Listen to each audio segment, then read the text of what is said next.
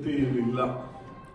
ನಡೀತಾ ಇತ್ತು ಏನು ಕತೆ ಅಂತೇಳಿ ಅದನ್ನೇ ಸೂಕ್ತ ಸ್ಥಳದಲ್ಲಿ ಇಕ್ಕಿ ಭದ್ರತೆ ಮಾಡ್ತೀನಿ ಅಂತ ಹೇಳಿದ್ರು. ಇಲ್ಲ ಅಲ್ಲೇ ಭದ್ರತೆ ಮಾಡ್ಬೋದಾಗಿತ್ತು.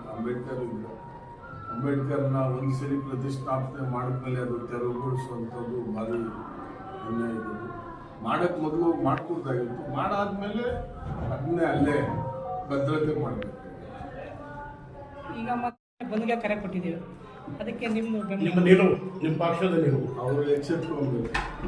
ಅವರು ಈ ಸರ್ಕಾರ ದಲಿತ ಪರ ದಲಿತರ ಪರವಾಗಿರುವಂಥ ಸರ್ಕಾರ. ಅವರು ಹೇಳ್ತಾರೆ ನಾನು ಅಕ್ಕಿ ಕೊಟ್ಟೆ, ಗ್ಯಾರಂಟಿಗಳು ಕೊಟ್ಟೆ, ತಿನ್ನೋದಕ್ಕೆ ಮಾಡೋದಕ್ಕೆ ಊಟ ಕೊಟ್ಟೆ ಅಂತ ಹೇಳ್ತಾರೆ. ಅವರು ನ್ಯಾಷನಲ್ ರಾಹುಲ್ ಗಾಂಧಿನಿಂದ ಹಿಡಿದು ನನ್ನ ಹೇಳಿಕೆ ಕೇಳಿರ್ಬೇಕು. ಈ ದೇಶದ ಭದ್ರತೆ, ಈ ದೇಶದ ಬುನಾದಿ, ಈ ದೇಶದಲ್ಲಿರುವಂಥ ಆಯುಧಗಳನ್ನ ಇವತ್ತು 1 ರೂಪಾಯಿ ಕ್ರೋಢೀಕರಿಸಿದ್ರೆ ಆಟೋಮೆಟಿಕ್ ಇವೆಲ್ಲ ಬರುವಂಥದ್ದು.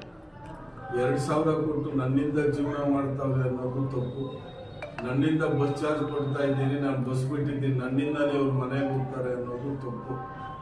ನಾನೇ 3,000 ಕೊಟ್ಟಿದ್ದೀನಿ, ನನ್ನಿಂದಾನೇ ಉದ್ಯೋಗ ಬಂದ್ಬಿಡ್ತದೆ, ಉದ್ಯೋಗ ಇಲ್ದಿರೋ ನಿರುದ್ಯೋಗಿ ಅನ್ನೋದು ತಪ್ಪು.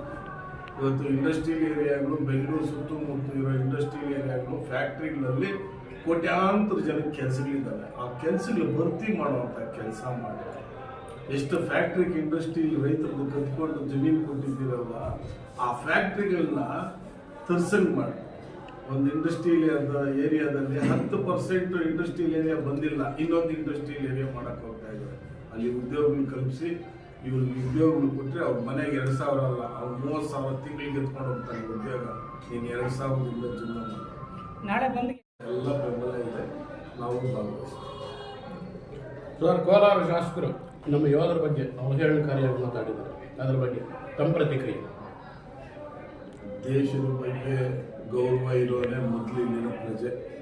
ದೇಶ ಅನ್ನೋದು ಎಲ್ರಿಗೂ ಸಂವಿಧಾನ ಗೌರವಿಸಬೇಕು, ದೇಶ ಗೌರವಿಸಬೇಕು. ನಾವು ಅಂಥದ್ರಲ್ಲಿ ಆ ಸಂವಿಧಾನದಲ್ಲಿ ಬಂದು ಆ ರೀತಿ ಮಾತಾಡೋದು ಅವ್ರಿಗೆ ಯೋಗ್ಯತೆ ಅಲ್ಲ. ಅದು ಒಂದು ದೇಶಕ್ಕೆ ಕೊಡೋ ಗೌರವ. ಈ ದೇಶದಲ್ಲಿ ನೆಲದಲ್ಲಿ ಹುಟ್ಟಿ ಗೌರವ ಅನ್ನೋದನ್ನ ಅವ್ರ ಋಣ ತೀರಿಸ್ಕೊಳ್ಬೇಕಾದ್ರೆ ಅದು ತಪ್ಪು ಮಾಡಿದ್ದಾನೆ, ಆ ಥರ ಮಾಡಿದ್ರು.